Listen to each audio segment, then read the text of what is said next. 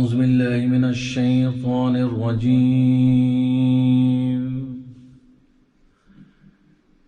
بسم الله الرحمن الرحيم.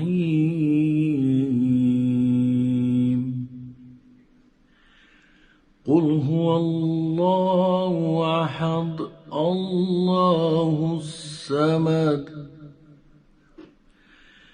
لم يلد ولم يولد ولم يكن له كفوا أحد. صدق الله العظيم. میرا دل بدل دے، میرا دل بدل دے، میرا دل بدل دے، میرا دل بدل دے، میرا دل بدل دے، میرا دل بدل دے، میرا دل بدل دے، میرا دل بدل دے. میرا غفلت میں ڈوبا دل بدل دے، میرا غفلت میں ڈوبا دل بدل دے. ہوا و حرص والا دل بدل دے، میرا غفلت میں ڈوبا دل بدل دے. خدایا فضل فرما دل بدل دے، خدایا فضل فرما دل بدل دے. بدل دے دل کی دنیا دل بدل دے، میرا غفلت میں ڈوبا دل بدل دے. میرا دل بدل دے، میرا دل بدل دے، میرا دل بدل دے، میرا دل بدل دے. گناہ گاری میں کب تک عمر کاٹوں، گناہ گاری میں کب تک عمر کاٹوں. بدل دے میرا رستہ دل بدل دے، میرا غفلت میں ڈوبا دل بدل دے. سنوں میں نام تیرا دھڑکنوں میں، سنوں میں نام تیرا دھڑکنوں میں. مزہ آ جائے مولا دل بدل دے،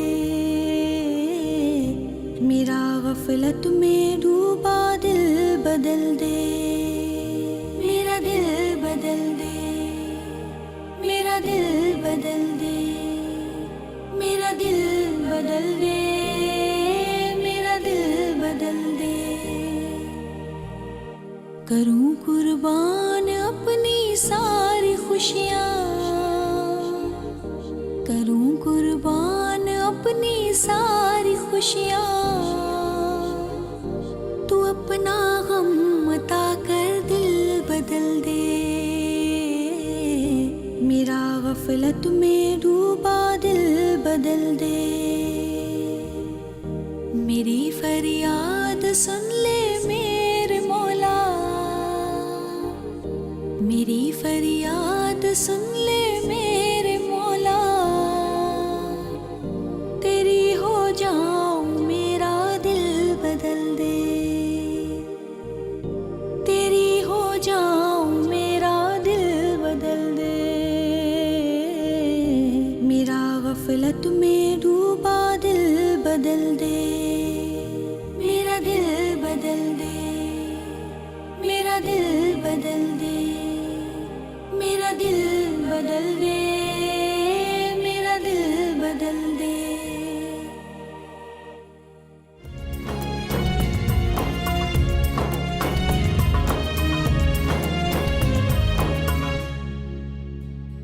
السلام علیکم، میں ہوں جویریہ سعود اور آپ دیکھ رہے ہیں میری رمضان ٹرانسمیشن.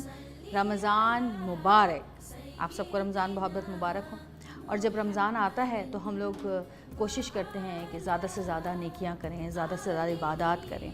اور ان نیکیوں میں ایک نیکی دوسروں کی مدد کرنا بھی ہے.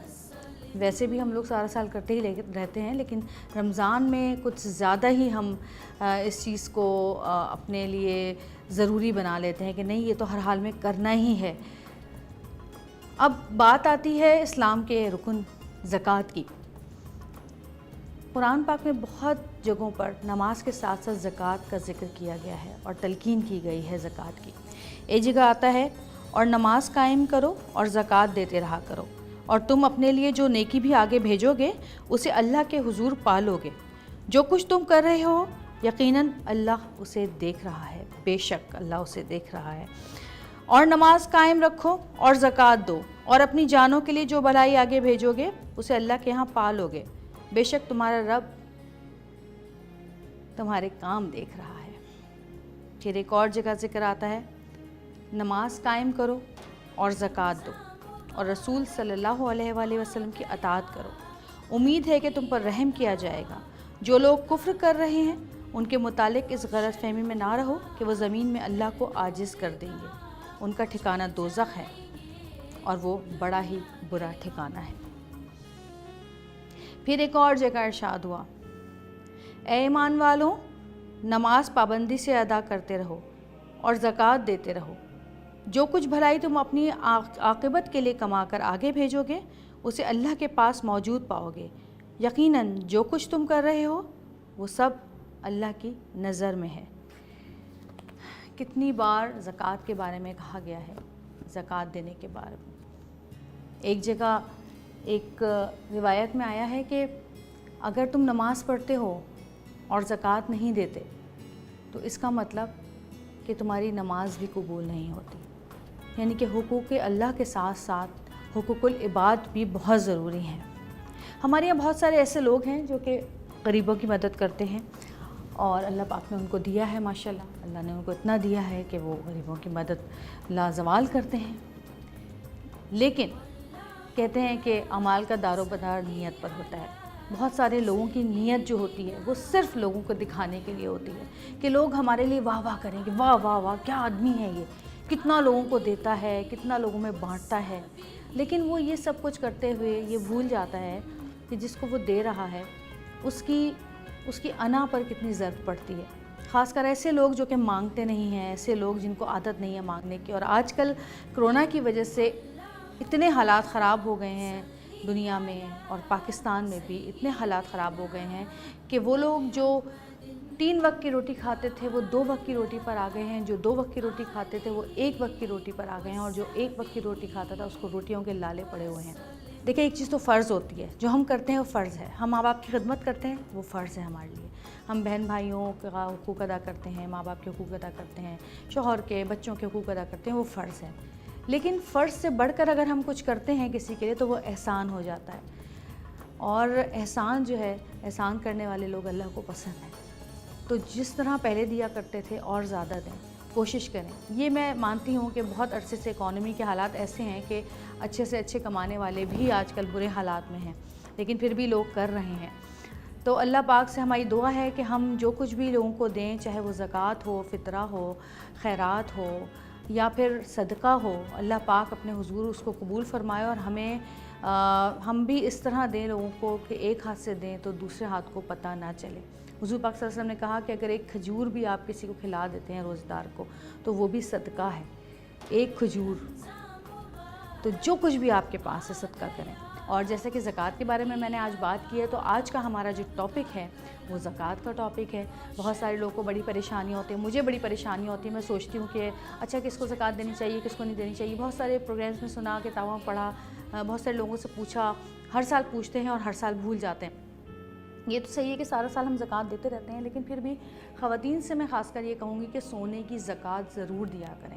تو ان خواتین سے جو کہ ان چیزوں کو بہت نارمل لیتی ہیں اور ایسی بس دے دیتی ہیں، ہاں چلو بغیر حساب کتاب کے دے دیتی ہیں، زکوٰۃ بالکل نہ کریں، کیونکہ یہ چیز آپ کی چیزوں کو نقصان پہنچائے گی. کیونکہ جب تک ہم زکوٰۃ نہیں دیں گے، کہتے ہیں نا اللہ سے سودا کرتے ہیں ہم، اللہ پاک سے ماشاءاللہ تجارت کرتے ہیں. تو یہ چیزیں ضرور خواتین اپنے دماغ میں رکھیں کہ بالکل ناپ تول کے ہر چیز کی شرح نکال کے اپنی چیزوں کی زکوٰۃ دیں، تاکہ آپ لوگ کسی بھی بڑے نقصان سے بچیں.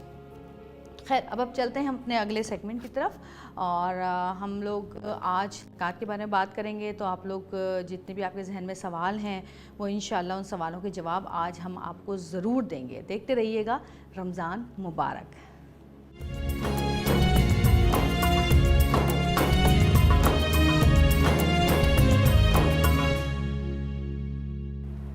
جی آج ہمارے ساتھ پھر موجود ہیں ہمارے بہت ہی محترم علامہ ڈاکٹر جمیل راٹھور صاحب، اور آج ہم اسلام کے ایک اور رکن کے بارے میں بات کریں گے جس سے ہم زکوٰۃ کہتے ہیں. زکوٰۃ سے متعلق بہت سارے ایسے سوالات ہیں جو میرے ذہن میں بھی ہیں، بہت سارے ایسے سوالات ہیں جو آپ کے پاس بھی ہوں گے، اور بہت سارے ایسے لوگ ہیں جن کو پتہ ہی نہیں ہوگا کہ اصل میں زکوٰۃ کن لوگوں کو دی جاتی ہے، کن لوگوں پہ فرض ہے، اور کن لوگوں کو دے سکتے ہیں اور کون لوگ زکوٰۃ لے سکتے ہیں.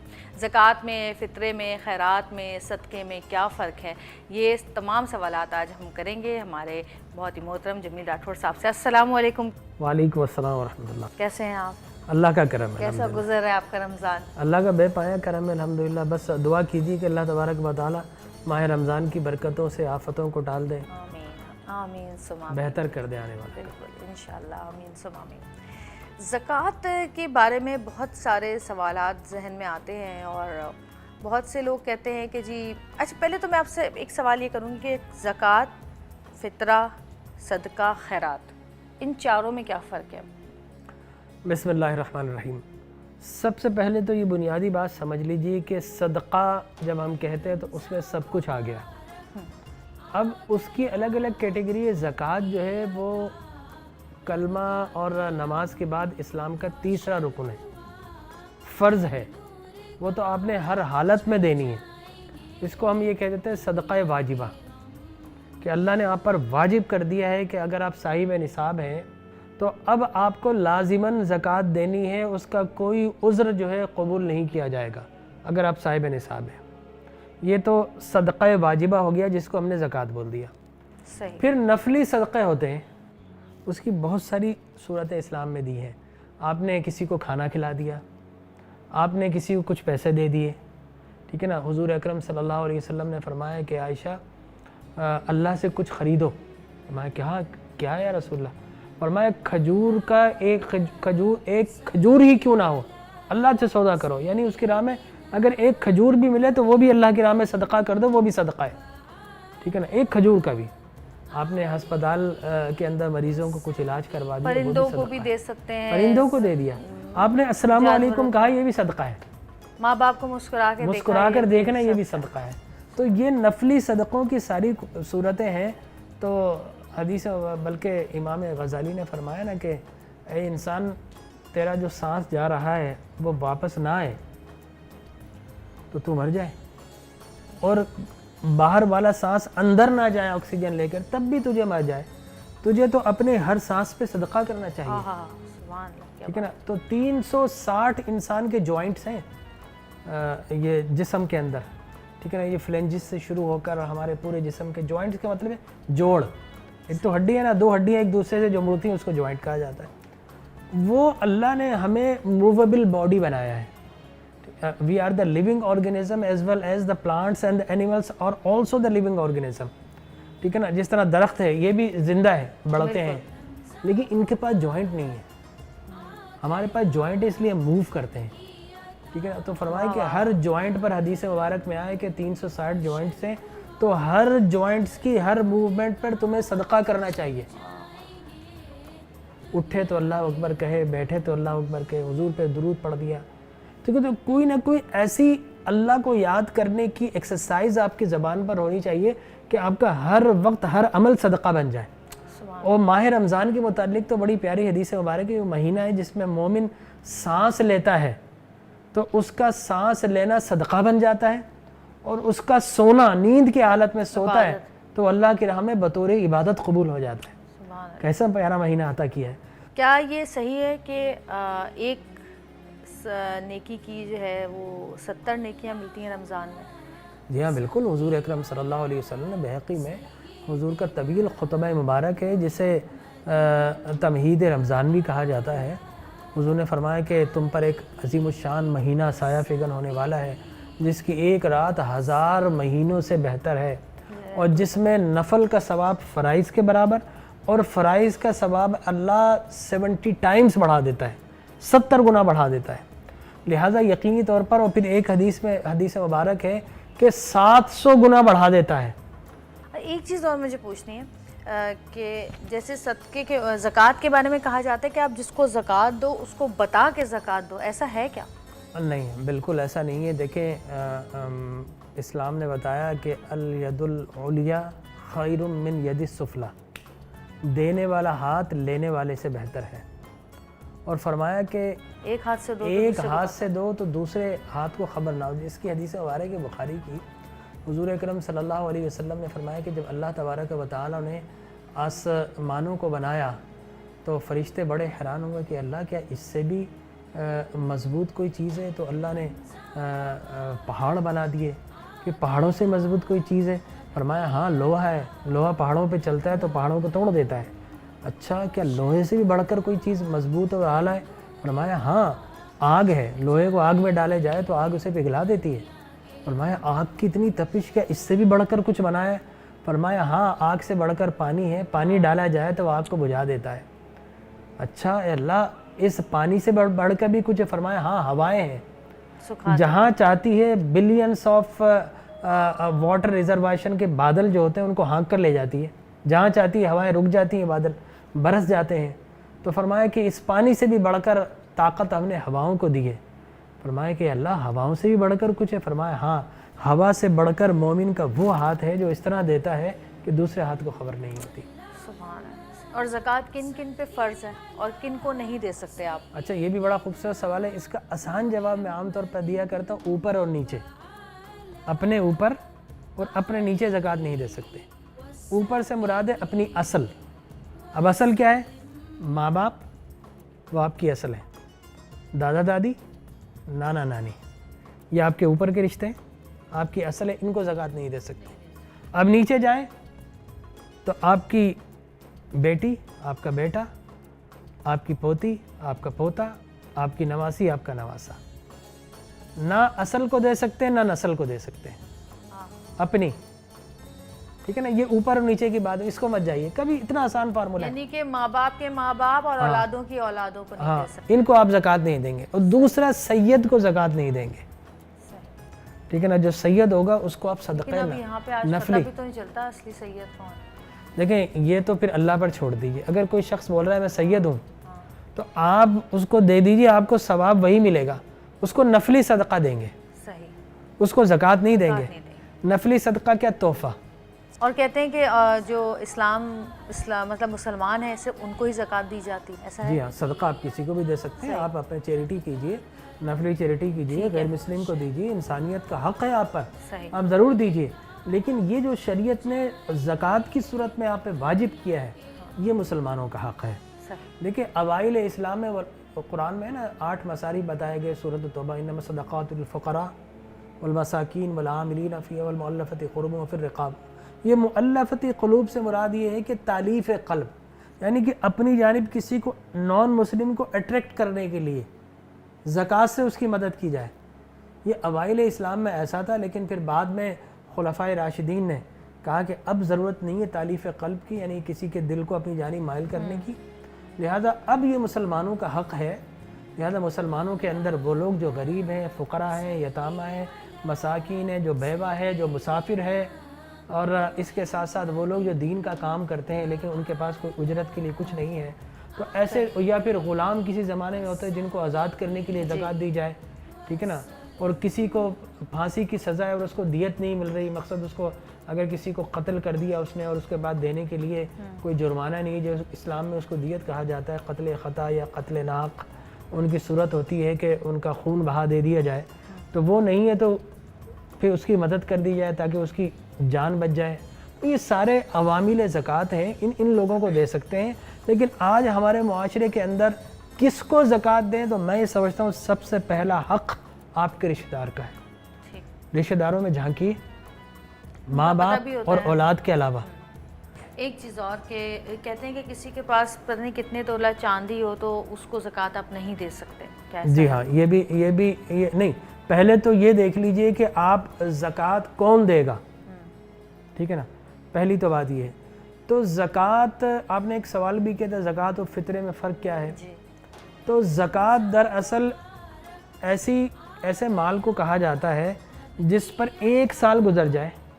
فرض کیجئے کسی کے پاس، ہاں اب زکوٰۃ کا جو نصاب ہے وہ 7.5 تولہ سونا یا 52.5 تولہ چاندی. 52.5 تولہ چاندی کی رقم آج کل کوئی 50,000 کے قریب ہے. اب کوئی کہے کہ میرے پاس جی وہ سونا ہے تو لیکن فقہ نے کہا نہیں چاندی کا معیار مقرر کرو اس لیے کہ وہ رقم کم ہے، 50,000 سے زیادہ ہے تو اب غریبوں کی مدد کریں آپ کے پاس. اور 50,000 پر یا اس نصاب پر پورا سال، ایک قمری سال گزر گیا. محرم میں پاس کسی کے پاس مال آیا، وہ پورا سال اس کے پاس اتنا مال برقرار رہا کہ وہ صاحب نصاب رہا. 52.5 تولہ چاندی کے برابر رقم اس کے پاس رہی پورے سال.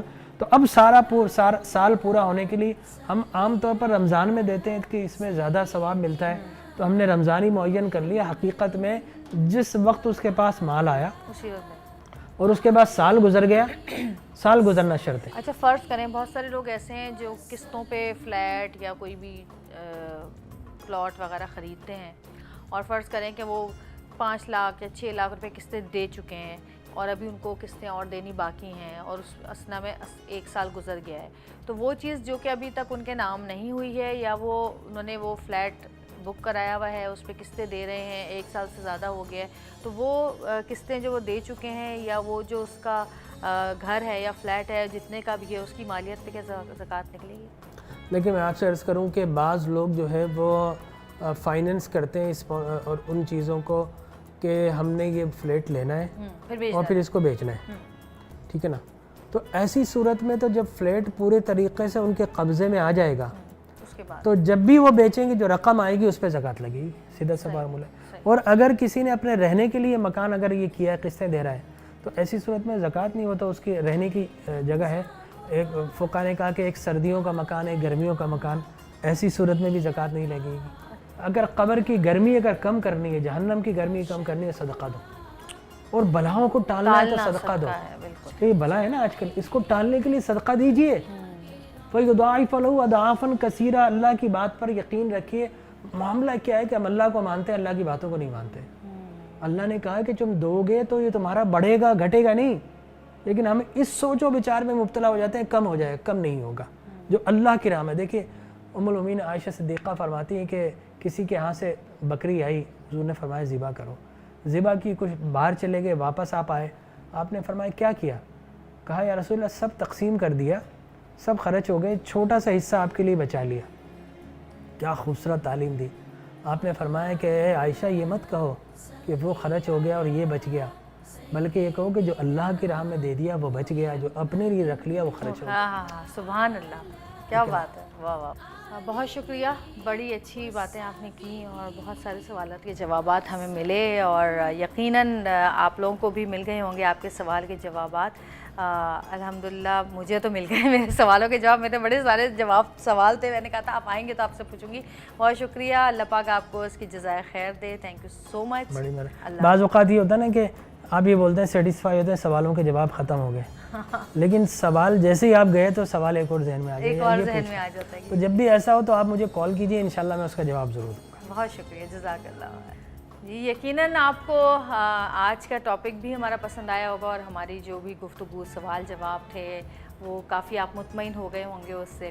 انشاءاللہ کسی اور پروگرام میں، اگلے کسی روزے میں آپ سے پھر ملاقات ہوگی. بہت شکریہ، جزاک اللہ. بہت شکریہ آپ کا. آپ کا انداز گفتگو اور آپ کا جو بیان کا انداز ہے وہ بہت ہی خوبصورت ہے اور دل کو جا کے بات لگتی ہے. یہ اللہ کا فضل و کرم ہے. بالکل، اللہ پاک آپ کو اس میں اور توفیق دے کہ آپ اس طرح اسلام کو، اسلام کے احکامات کو اور پھیلائیں. آمین ثم آمین. بہت شکریہ آپ کا.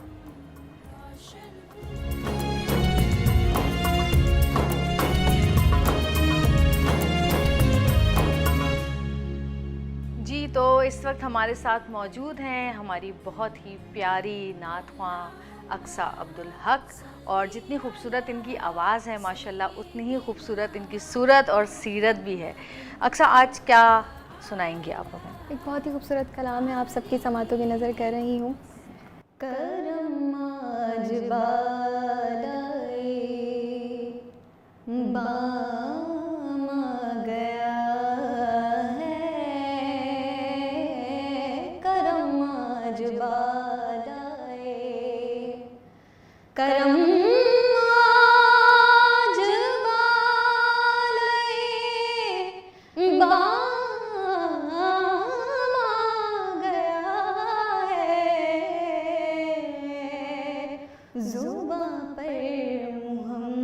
کیا بات ہے. کا نام آ گیا ہے زباں پر محمد کا نام آ گیا ہے کرم آج بالائے درودوں کی بارش ہے کونوں مکان میں درودوں کی بارش ہے کونوں مکان میں کہ آج انبیاء کا امام آ گیا ہے کہ آج انبیاء کا امام آ گیا ہے کرم آج بالائے اور مزاج جب ہے سرکار میں شعر میں کہہ دیں مزاج جب ہے سرکار مزاج جب ہے سرکار میں شعر میں کہہ دیں ارے وہ دیکھو ہمارا غلام آ گیا ہے وہ دیکھو ہمارا غلام آ گیا ہے کرم آج بالائے بام آ گیا ہے زباں پر محمد کا نام آ گیا ہے کرم آج بالائے. سبحان اللہ سبحان اللہ. بہت ہی خوبصورت انداز بیاں. اور نعتیں سبھی پڑھتے ہیں لیکن جو لوگ اس میں گم ہو جاتے ہیں نا ان کی آواز میں کوئی ایک الگ ہی جادو ہوتا ہے. بالکل بہت شکریہ. جزاک اللہ. بہت اللہ پاک آپ کو اس کا اجر دے. اللہ آمین. پاک آپ کی آواز میں اور زیادہ نکھار پیدا کرے. آمین. آمین. ثم آمین. ثم آمین.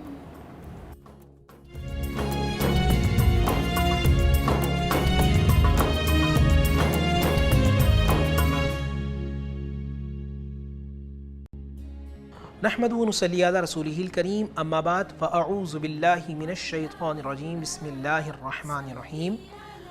تمام تعریفیں اللہ سبحانہ و تعالیٰ کے لیے اور درود و سلام ہوں اللہ کے رسول حضور محمد مصطفیٰ صلی اللہ علیہ وآلہ وسلم.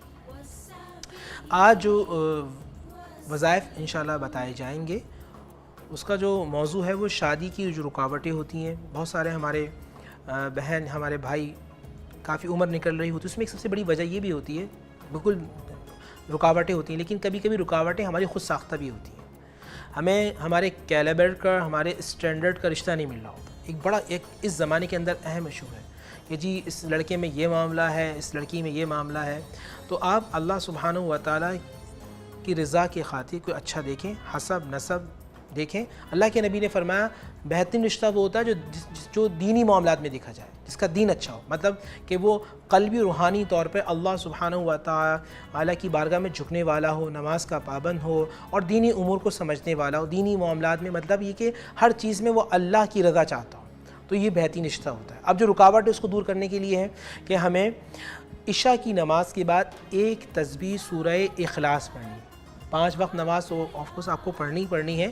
نوافل کی بھی کثرت کرنی ہے. اگر قضاء عمری ہے تو اس کو بھی ادا کرنا ہے. اور عشاء کی نماز کے بعد آپ کو ایک تسبیح سورہ اخلاص پڑھنی ہے. اور اس کے ساتھ ساتھ آپ پہلے کلمہ کا ورد کرتے رہیں. ابھی ماشاءاللہ رمضان مبارک کا وہ مہینہ ہے کہ جس میں اللہ سبحانہ و تعالیٰ اپنی شان کے مطابق پہلے اسباب نزول فرمایا تھا. تو سحری کے وقت جب آپ اٹھیں کچھ دیر پہلے اٹھ جائیے, وضو کریں, 2 رکعت نماز پڑھیں صلاۃ التوبہ کے حوالے سے. اس کے بعد دعا کریں کہ اے اللہ جو رشتے میں رکاوٹ ہے اے اللہ اس کو دور فرما. پہلے کلمے کا ورد کرتے رہیں تو انشاءاللہ جو رکاوٹیں وہ ختم ہو جائیں گی.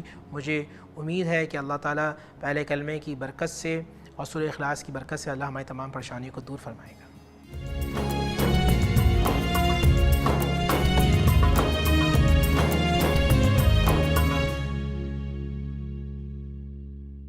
میری دعا ہے اللہ پاک سے کہ ہماری یہ جو چھوٹی سی کوشش ہے، جو چھوٹی سی ٹرانسمیشن ہم نے یہاں پہ سجائی ہے، اللہ پاک اس میں جتنی بھی ہم اللہ کا ذکر کرتے ہیں، اللہ کی بات کرتے ہیں، نبی پاک صلی اللہ علیہ وسلم پہ درود و سلام بھیجتے ہیں، ان کی بات کرتے ہیں، احادیث بیان کرتے ہیں، جتنی بھی ہم باتیں کرتے ہیں، اللہ پاک سے ہماری دعا ہے کہ اللہ پاک وہ اپنی بارگاہ میں قبول و منظور فرمائے۔ جس طرح پیسہ اور مال کی زکوٰۃ ہوتی ہے، اسی طرح ہماری روح کی جو ہوتی ہے وہ بھی ایک زکوٰۃ ہوتی ہے جو کہ ہم ادا کرتے ہیں روزہ رکھ کے، اپنے آپ کو، اپنی روح کو پاک کرتے ہیں اور اپنے دل کو پاک کرتے ہیں۔ اگر آپ دل کو پاک نہیں کرتے تو پھر اس کا مطلب کہ دل میں تو وہی بوس گندگی بھری ہوئی ہے، تو کیا فائدہ؟ انسان باہر سے جتنا ہی پاک و صاف بظاہر نظر آئے تو پھر میرا نہیں خیال کہ ہماری عبادتیں جو قبول ہوتی ہیں۔ اور مجھے لگتا ہے کہ اللہ پاک ہمیں موقع دیتا ہے، ہر انسان کو موقع دیتا ہے سدھرنے کا، ایک موقع ضرور دیتا ہے۔ آپ کو احساس ہو جاتا ہے کہ ہاں ہم یہ غلط کر رہے ہیں، ہم یہ صحیح نہیں کر رہے، اور لیکن بہت سارے لوگ ایسے بھی ہیں جو یہ سوچتے ہیں کہ بھئی ہم تو بہت سو سے اچھے ہیں، ہم کسی کو مار تھوڑی رہے ہیں، چوری تھوڑی کر رہے ہیں، قتل تھوڑی کر رہے ہیں، ہم یہ تو نہیں کر رہے، وہ تو نہیں کر رہے۔ لیکن آپ کو یہ نہیں پتا کہ آپ اپنے آپ کو جتنا اچھا سمجھ رہے ہیں، نہ جانے اللہ پاک کی نظر میں کون اچھا ہے کون اچھا نہیں ہے۔ کبھی کبھی ایسا بھی ہوتا ہے کہ دنیا جس کو برا سمجھ رہی ہوتی ہے وہ اللہ کے بہت قریب ہوتا ہے، اور کبھی کبھی ایسا ہوتا ہے کہ جو نظر آ رہا ہوتا ہے کہ یہ بہت نیک انسان ہوگا، وہ اللہ کے بالکل بھی قریب نہیں ہوتا۔ تو حلیوں پر نہ جائیں، لوگوں کی بظاہر ان کی جو کام ہے اس پہ نہ جائیں۔ آپ بس یہ سوچیں کہ اللہ پاک جو ہے جس سے راضی ہے وہ اس سے راضی ہے۔ کسی کو دیکھ کر اس کے بارے میں اندازے نہ لگائیں، اس کے بارے میں اس کو برا بھلا نہ کہیں، ہمیں کچھ نہیں پتہ کہ اللہ کے قریب کون ہے۔ تو خیر آج جو ہم نے بات کی زکوٰۃ کی، ویسے تو بہت سارے لوگ ایسے بھی ہیں جو کہ پریشان ہو جاتے ہیں کیونکہ ایک ساتھ اتنے پیسے، کیونکہ ظاہر انسان نے چیزیں اپنی اچھے وقتوں میں جوڑ کے رکھا ہوا ہوتا ہے، چاہے وہ سونا ہو یا پیسہ ہو یا کوئی بھی چیز ہو، لوگوں نے جمع کر کے چیز بنائی ہوتی ہے، پھر ایک سال جب اس پہ زکوٰۃ آتی ہے تو اتنی ساری زکوٰۃ آپ کو مشکل ہو جاتی ہے دینی، کیونکہ آپ کی کمائی کا ذریعہ اتنا ہوتا نہیں، کیونکہ چیزیں تو ظاہر ہے آپ جمع کر کے ایک دفعہ لیتے ہیں تو ذریعہ نہیں ہوتا اور پریشان ہوتے ہیں۔ تو ایسے لوگوں کے لیے یہی بہتر ہے کہ سال میں وہ ہر مہینے، ہر ہفتے یا جس طرح سے بھی ان کو صحیح لگے تھوڑی کر کے زکوٰۃ نکالتے رہا کریں، تاکہ ایک دم سے برڈن نہ پڑے۔ اور زکوٰۃ دینی تو لازمی ہے، کیونکہ ظاہر ہے ہمارے اسلام کے جو ارکان ہیں ان میں سے ایک رکن جو ہے وہ زکوٰۃ بھی ہے۔ اس ایمان کے ساتھ کہ اگر ہم اللہ پاک کو کی راہ میں کچھ خرچ کریں گے تو اس کا کئی گنا زیادہ ہمیں وہ اللہ پاک واپس دے گا، چاہے وہ ثواب کی صورت میں دیں، چاہے وہ بخشش کی صورت میں دیں، چاہے وہ مال کی صورت میں دیں، چاہے وہ اولاد کی صورت میں دیں، چاہے وہ دل کے سکون کی صورت میں دیں، کیونکہ دل کا سکون جو ہے وہ بھی ایک بہت بڑی دولت ہوتی ہے۔ اگر آپ کو دل میں سکون نہیں ہے، آپ کا ضمیر مطمئن نہیں ہے، تو آپ ساری زندگی بے چینی میں گزارتے ہیں، چاہے آپ کتنے ہی آرام دہ بستر پہ سوئیں، کتنے ہی مزے کے کھانے کھا لیں، لیکن اگر آپ اندر سے سکون سے نہیں ہوتے تو آپ کو دنیا کی کوئی چیز جو ہے وہ راحت نہیں دے سکتی۔ تو اللہ پاک سے دعا مانگے کہ اللہ پاک ہم سب کو سیدھے راستے پہ چلنے کی توفیق دے، اور اس رمضان ہمیں زکوٰۃ ادا کرنے کی توفیق دے اس طرح سے جس طرح کی زکوٰۃ ادا کرنے کا حق ہے۔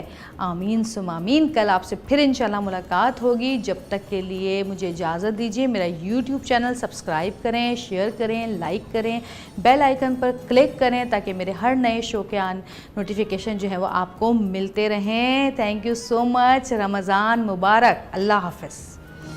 Allah shower your blessings and peace upon our Prophet Muhammad and upon his family and upon his companions.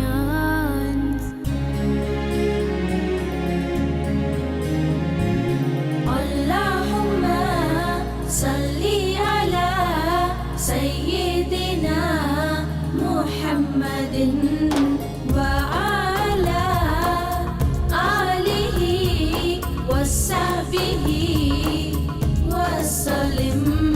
رمضان مبارک آ گیا، رب کی عطا، رب کا کرم، روشن